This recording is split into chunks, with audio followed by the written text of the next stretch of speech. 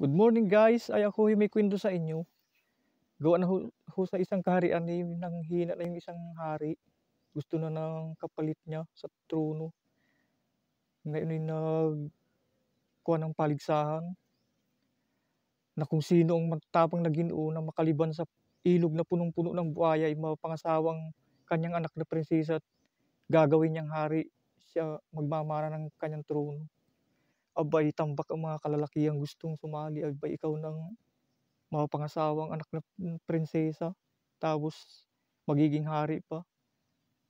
Ay ngayon si Juan napadaan, nakikiisyu si Juan na silip-silip ni Juan yung ilog aba, gulping lalaking buaya. Di unang putok ng baril ay lumagapak na yung isa.